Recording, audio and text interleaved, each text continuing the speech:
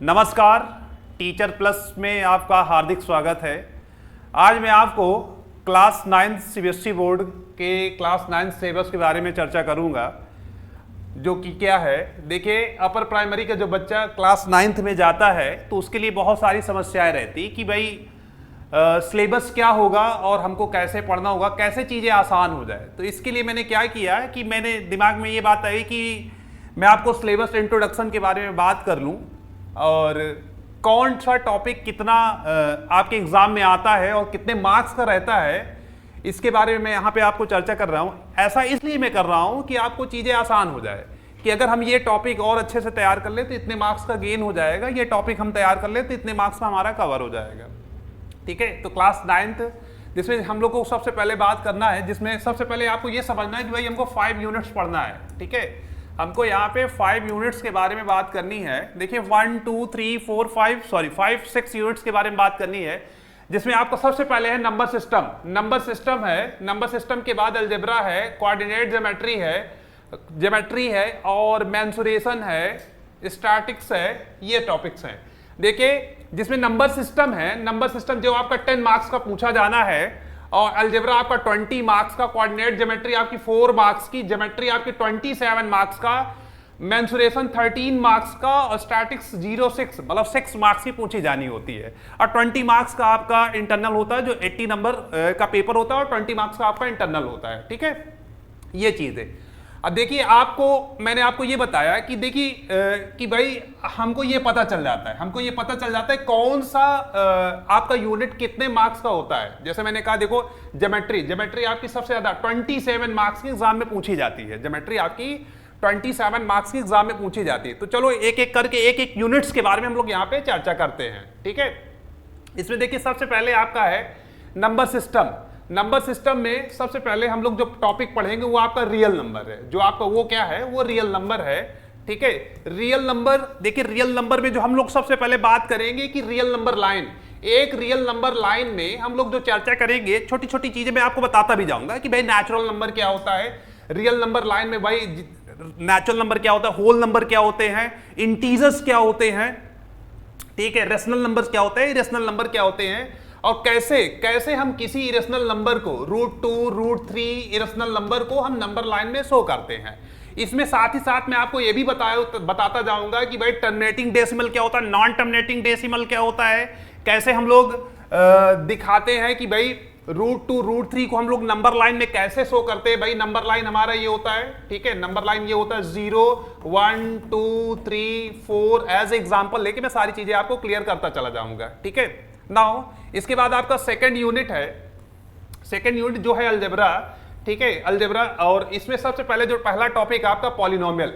भाई पॉलिनोमियल क्या होता है मैं भी मैं आपको बताऊंगा कि भाई पॉलिनोमियल हम लोग कहते किसको हैं। पॉलिनोमियल कहते किसको है कि भाई कोई वेरिएबल होता है, वेरिएबल की जो पावर होती है वो आपकी, ठीक है, एज ए नॉन निगेटिव अगर इंटीजर है, एज ए नॉन निगेटिव अगर इंटीजर है, समथिंग एक्स स्क्वायर, एक्स का क्यूब, ऐसे करके, that is the called as a polynomial. तो इसमें जितनी सारी चीजें हैं, बेसिक चीजें मैं आपको बात करता चला जाऊंगा। जैसे आपका है आपका लीनियर पॉलिनोमियल, ठीक है, क्वाड्रिक पॉलिनोमियल क्या होता है, एज ए लीनियर जिसकी डिग्री क्या होती है 1 होती है, एज ए लीनियर जिसकी डिग्री 1 होती है, एज ए क्वाड्रिक जिसकी डिग्री आपकी 2 होती है, एज ए क्यूबिक जिसकी डिग्री आपकी 3 होती है। फिर इसके बाद मैं बात करूंगा एज ए मोनोमियल। मोनोमियल क्या होता है, बायनोमियल क्या होता है, ट्राइनोमियल क्या होता है। भाई जिसमें 1 टर्म होते हैं एज ए मोनोमियल, जिसमें 2 टर्म होते हैं एज ए आपका बायनोमियल, जिसमें 3 टर्म्स होते हैं एज आपका एज ए ट्राइनोमियल। तो यहाँ पे मैं छोटी छोटी बातें जितनी है सब आपको मैं क्लियर करता चला जाऊंगा विस्तृत रूप में जब मैं आपको पढ़ाऊंगा। ठीक है, इसके बाद आपका जाता है, इसी में फैक्टर थ्योरम होती है, ठीक है, रिमाइंडर थ्योरम होती है, zeros are the polynomial, zeros as a factor of the polynomial, कि कैसे कोई पॉइंट जो होता है वो किसी पॉलिनोमियल को, कैसे कोई पॉइंट किसी पॉलिनोमियल को सेटिस्फाई करता है। जैसे मैंने कहा x + 1 एज ए, मैंने कहा कि भाई x + 1 = 0 एज x बराबर -1, एज x बराबर -1, तो x बराबर -1, x + 1 बराबर 0 को सेटिस्फाई करता है। एज x बराबर -1 is a 0 of the given polynomial. तो छोटी छोटी चीजें, जितनी सारी चीजें मैं यहाँ पे आपको चर्चा करता जाऊंगा। इसके बाद है आपका, ठीक है, इसके बाद आपकी आइडेंटिटीज, कुछ आइडेंटिटीज रहेंगी, जैसे भाई x + y + z बराबर x + y + z का होल स्क्वायर है, x + y का क्यूब है, एक्स क्यूब प्लस वाई का क्यूब है। ये छोटी छोटी जो आइडेंटिटीज और इससे रिलेटेड जितने सारे टॉपिक्स है या प्रॉब्लम्स है, एग्जांपल है, मैं सब आपको विशेष रूप में आपको बताता चला जाऊंगा। इसके बाद देखिए आपका है नेक्स्ट है आपका linear equation in two variable. आपने बेसिक क्लास में 7th 8th में आपने पढ़ा होगा कि भाई linear equation in one variable क्या होता है। यहां पे मैं आपको बात करूंगा एज ए लीनियर इक्वेशन। आपने पढ़ा होगा कि भाई linear equation in one variable क्या होता है। यहां पे आपको मैं बात करूंगा कि भाई लीनियर इक्वेशन टू वेरिएबल क्या होता है। एज एक्स प्लस y दो variable, as x plus y बराबर 0 इन, ठीक है, इस टाइप के variable as a x plus b y plus c, ठीक है, बराबर 0, ठीक है, एज ए जनरल फॉर्म। तो लीनियर इक्वेशन टू वेरिएबल और साथ ही साथ plotting the graph of the linear equation two variable और जिस इससे रिलेटेड चीजें जो भाई मैं यहाँ पे बात करता चला जाऊंगा। जैसे इसमें है आपका इनफाइनाइटली मेनी सोल्यूशन, कि भाई लीनियर इक्वेशन टू वेरिएबल के कितने सारे सोल्यूशन है as a infinitely many solution, ठीक है। तो जितनी सारी चीजें हैं मैं यहाँ पे चर्चा करते चला जाऊंगा। नेक्स्ट है आपका इसी में आपका यूनिट थर्ड है आपका कोऑर्डिनेट ज्योमेट्री। कोऑर्डिनेट ज्योमेट्री में सबसे पहले मैं आपको बात करूंगी कि भाई कोऑर्डिनेट ज्योमेट्री होती क्या है। As a Cartesian plane X Y plane में हम किसी भी पॉइंट को कैसे दिखाते हैं। As a X Y plane, जैसे आपका ये आपका क्या है एक्स वाई प्लेन है, ठीक है, एक्स वाई प्लेन में हम किसी भी एक्स वाई प्लेन में हम किसी भी पॉइंट को हम लोग कैसे दिखाते हैं। एक्स वाई प्लेन में हम किसी भी पॉइंट को कैसे दिखाते हैं, ठीक है। तो यहां पे मैं बात करूंगा कि भाई इसकी डिस्टेंस एक्स एक्सिस से क्या होती है, इसकी डिस्टेंस वाई। जैसे मान चलिए कोई पॉइंट है आपका, ठीक है, एज एक्स कॉमा वाई, तो भाई ये डिस्टेंस आपकी क्या हो जाएगी, वाई एक्सिस से जो डिस्टेंस हो जाएगी वो आपकी एज एक्स हो जाएगी और एक्स एक्सिस से जो डिस्टेंस हो जाएगी एज ए वाई की वाई हो जाएगी। तो छोटी छोटी मैं बातें यहाँ पे आपको, ठीक है, करता चला जाऊंगा। नेक्स्ट है आपका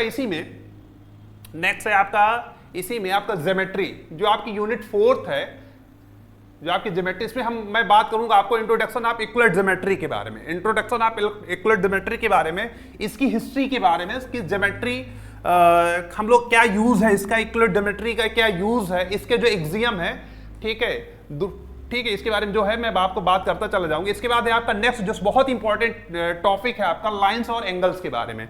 यहाँ पे लाइंस और एंगल्स के बारे में मैं आपको बात करूंगा कि भाई एंगल्स क्या होता है, रे क्या होती है, लाइन सेगमेंट क्या होते हैं, ठीक है, और उससे रिलेटेड जो एंगल है, जैसे छोटी छोटी जो बातें हैं इसमें, जैसे, ठीक है, two line intersect vertically opposite angles, line and parallels.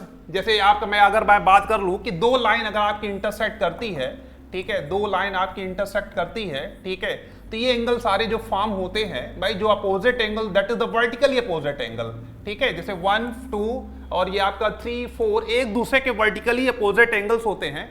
इसके बाद मैं बात करूंगा इसमें और भी जो बातें आ जाएंगी कि जैसे दो लाइन है आपकी M और N, ये दो लाइन है और दो पैरेलल लाइंस हैं और एक ट्रांसवर्सल लाइन जो इसको इंटरसेक्ट कर रही है, एक जो ट्रांसवर्सल लाइन है जो इसको इंटरसेक्ट कर रही है, as a T transversal line जो इसको इंटरसेक्ट कर रही है। जो इतने सारे एंगल्स फॉर्म होते हैं, जितने सारे एंगल्स इसमें फॉर्म होते हैं, मैं इसमें सारी चीजें बात करता जाऊंगी। भाई करस्पॉन्डिंग एंगल क्या होता है, ठीक है, करस्पॉन्डिंग एंगल क्या होता है, और साथ ही साथ interior angle on the same side of the transversal, ठीक है, और को इंटीरियर एंगल क्या होता है। तो इसमें सारी चीजें जो मैं आपको चर्चा करते चला जाऊंगा। इसके बाद नेक्स्ट आपका टॉपिक है ट्रायंगल, जो बहुत इंपॉर्टेंट है। ट्रायंगल में इसमें सबसे पहले मैं बात करूंगी कि कॉन्ग्रेंसी क्या होती है।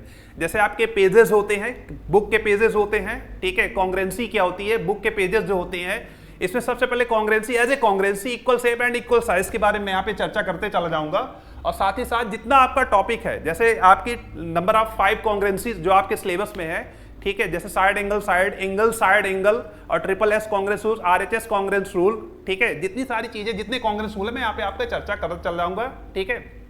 नाउ नेक्स्ट इसी में जो है आपका नेक्स्ट जो आपका टॉपिक इसी में है क्वाड्रिलेटरल्स, ठीक है। क्वाड्रिलेटरल्स में मैं ये बात करूंगा कि भाई कैसे पैरेललोग्राम को एक, ठीक है, as a the diagonal divide the parallelogram in two congruent triangle. ये देखिए कॉन्ग्रेंसी जब हम पहले पढ़ चुके होते हैं ट्रायंगल में, भाई कॉन्ग्रेंसी जब हम लोग पढ़ चुके होते हैं तब उसका यूज नेक्स्ट टॉपिक में मिलेगा ही मिलेगा। भाई कॉन्ग्रेंसी हमने पढ़ ली है, उसका यूज आपको नेक्स्ट टॉपिक में मिलेगा ही मिलेगा। तो यहाँ पे सबसे पहले मैं बात करूं कि diagonal divide the parallelogram into two congruent triangle, और उससे रिलेटेड जितनी सारी चीजें हैं, parallelogram opposite two side are equal, तो यहाँ पे सब उसका नेक्स्ट पिछले टॉपिक का सब आपका यूज यहाँ पे मिलता चला जाएगा, ठीक है। इसी के बाद आपका नेक्स्ट टॉपिक है, इसी में आपका सर्कल, ठीक है भाई, equal cord of a circle, ठीक है भाई, सर्कल क्या होता है, ठीक है, equal cord of a circle, और उससे रिलेटेड जितनी सारी चीजें हैं मैं यहाँ पे आपको इसी टॉपिक में जब आपका आएगा तो मैं इसमें चर्चा करते चला जाऊंगा, ठीक है। नाउ नेक्स्ट, इसी में नेक्स्ट टॉपिक है आपका यूनिट 5 है, ठीक है, सॉरी यूनिट 5 है जो आपका मेंसुरेशन है, ठीक है, यूनिट 5 है आपका मेंसुरेशन। मेंसुरेशन में इसी में सबसे पहले बात करूंगा एरियाज ऑफ ट्रायंगल। देखिए दैट इज द एरियाज, इसमें बात करूंगा एरियाज ऑफ ट्रायंगल के बारे में, ठीक है। Areas of triangle as a unequal side by the Heron's formula, कि भाई areas of triangle as a unequal side by the Heron's formula. जैसे मेरे पास कोई ट्रायंगल है ए बी सी जिसकी तीनों साइड्स हैं, मान चलिए, ठीक है, ये 3 साइड्स है इसकी, जैसे मैंने कहा, ठीक है, ये आपका एज ए ट्रायंगल जिसकी 3 साइड्स है, ये vertex A B C as a 3 sides A B B C C A, एक एंगल ए के सामने वाली side as A B and C, ये, ठीक है, ये चीज है। अब मैंने ये कहा कि by the Heron's formula as a unequal side by the Heron's formula, that is the Heron's formula by the area of a triangle as a, ये आपका आसानी से हम लोग इसको फाइंड आउट कर लेंगे as S minus A S minus B as A S minus C, ठीक है, areas of triangle by the Heron's formula, ठीक है। एज ए आपका साइड दिया रहेगा, एज ए साइड दिया रहेगा, हम एरिया आसानी से निकाल सकते हैं, ठीक है।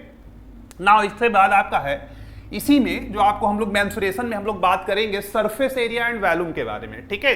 सरफेस एरिया देखिए इसमें आपका कुछ टॉपिक रिड्यूस है, जैसे आपको क्यूब नहीं पढ़ना, क्यूबॉइड नहीं पढ़ना है, और साथ ही साथ सिलेंडर नहीं पढ़ना, लेकिन है आपका क्या इसमें, ठीक है, इसमें आपका सब, इसमें केवल जो आपको पढ़ना है, बहुत ज्यादा चीजें नहीं है, वो आपका केवल है राइट सर्कुलर कोन के बारे में और स्फीयर, और साथ ही साथ कुछ क्वेश्चंस और हेमीस्फीयर के भी है, टॉपिक भी हेमीस्फीयर का, तो उसमें हम लोग बात करेंगे कि कैसे एक राइट एंगल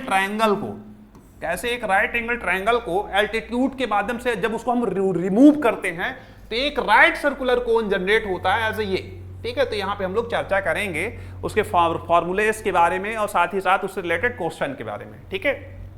नाउ नेक्स्ट है आपका जो लास्ट यूनिट है आपकी, ठीक है, यूनिट 6 स्टैटिक्स, ठीक है। स्टैटिक्स जो मैथ का ही पार्ट है, ठीक है, जिसमें हम लोग बार ग्राफ के बारे में पढ़ेंगे, हिस्टोग्राम के बारे में पढ़ेंगे, ठीक है, और साथ ही साथ फ्रीक्वेंसी पॉलीगन के बारे में पढ़ेंगे, ठीक है।